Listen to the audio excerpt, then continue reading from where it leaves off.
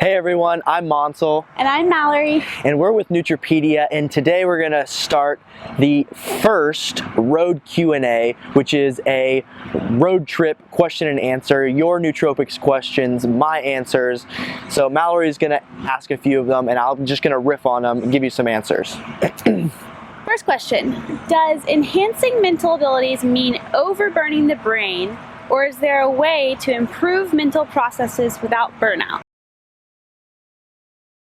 Good question. It really depends on the type of nootropic, but I would like to leave you with one rule if you're going to be using nootropics.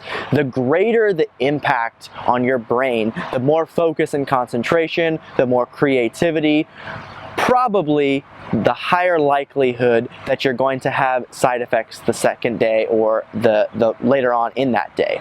So usually what happens with nootropics is they upregulate a certain part of your brain. Maybe it's dopamine, adrenaline, whatever the case may be. When you get that upregulation, oftentimes there's a secondary effect. Tim Ferriss mentions there's no such thing as a biological free lunch, and that's essentially what I'm talking about.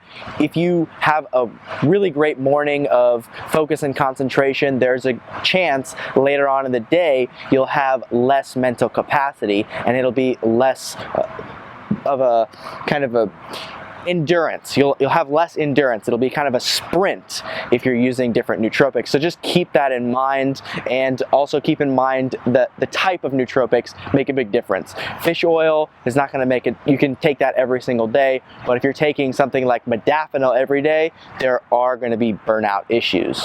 Second question, what are the long-term effects of the racetams?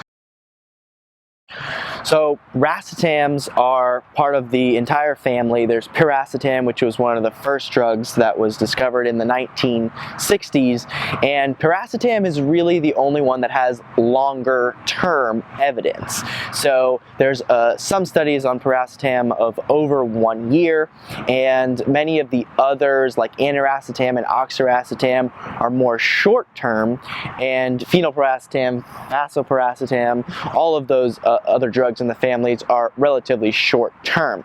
That being said, the racetam line is pretty well known and well studied for its safety profile. So everybody's different. It might not be the case for you, but there are a considerable number of people that have been using it for the long term. It's all anecdotal evidence, but it seems to be relatively safe. All right, next question.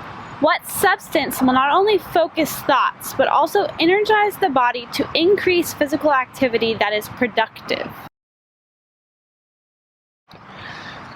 That's an interesting question, and the only thing that comes to mind for both of these, focus and physical concentration, is phenylpiracetam. Now, Dave Asprey has talked about phenylpiracetam. There's plenty of anecdotal evidence, myself included.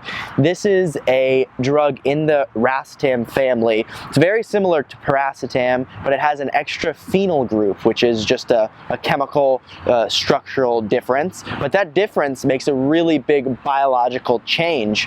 And when I take phenylpiracetam, when others take it, there's often a sense of focus and concentration on the specific task, and physically there's a response as well. I love to use it when I go to the gym for lifting weights. There's a number of people that use it for the same process. So keep in mind, phenylpiracetam is probably the one thing that comes to mind.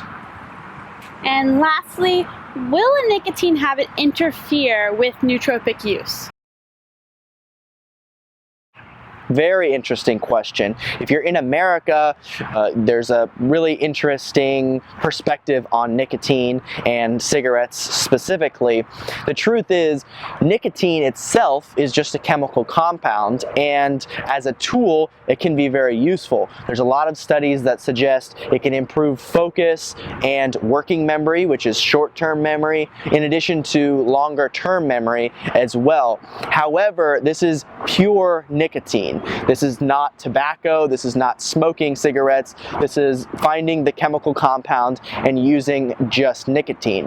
Now, that being said, there are plenty of side effects of just nicotine. Some people have issues with their kidneys, and there's also problems with many other organ systems as well. So I wouldn't recommend anybody go out and use nicotine. However, just the chemical compound may not be as bad as you think it is, but again, cigarettes probably going to do more harm than good. All right, guys, thank you. That's number 1 in the road Q&A. I know it's kind of a different style of content that you might be used to, so if you want more of these, go ahead, give me a thumbs up or leave some comments below.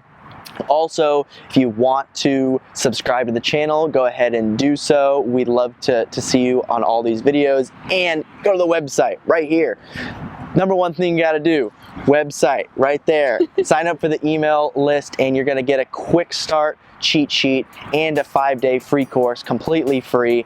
I'll see you guys next time.